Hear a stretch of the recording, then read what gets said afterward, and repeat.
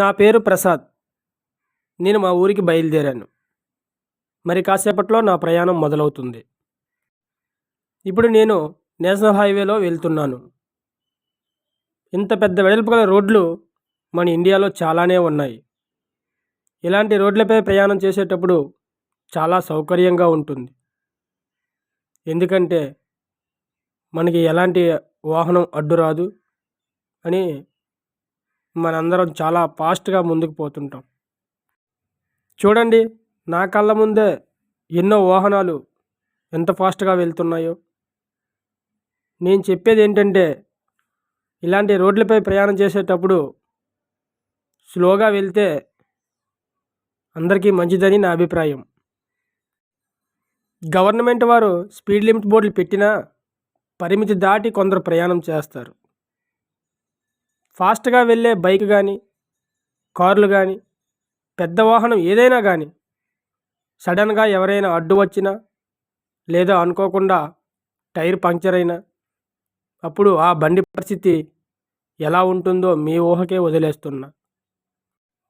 రోడ్లపై ప్రయాణం చేసేటప్పుడు మనం స్లోగా వెళ్ళడం వల్ల అనుకోకుండా ఏదైనా ప్రమాదం జరిగితే కంట్రోల్ చేసే అవకాశం మన చేతుల్లో ఉంటుంది. ప్రమాద తీవ్రత తగ్గుతుందని నా అభిప్రాయం.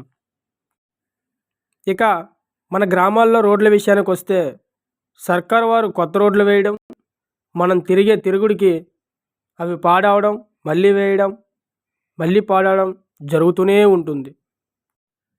సిటీ రోడ్లలాగా హైవే రోడ్లలాగా వెడల్పుగా ఉండవు. మలుపు తర్వాత మలుపు వెంట వెంటనే వస్తుంటాయి. దానికి తోడు స్పీడ్ బ్రేకర్ ఎక్కడ ఉంటుందో మనకి కనబడదు.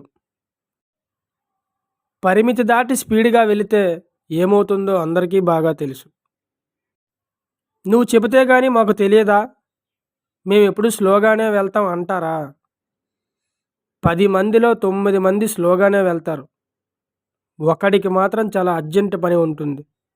వాడి వల్ల వస్తుంది వాడికి ముప్పు, ఎదుటివాడికి ముప్పు. మనకు ఉండే బిజీ లైఫ్లో ప్రతి ఒక్కరం ప్రతిరోజు ప్రయాణం చేస్తూనే ఉంటాం. మన ప్రయాణం ఎంత ముఖ్యమో గమ్యస్థానం అంతకంటే ముఖ్యం. స్లోగా రావడం వల్ల నా ప్రయాణం సేఫ్టీగా జరిగింది. మరి మీది? మన ప్రయాణం ఎంత ముఖ్యమో గమ్యస్థానం అంతకంటే ముఖ్యం.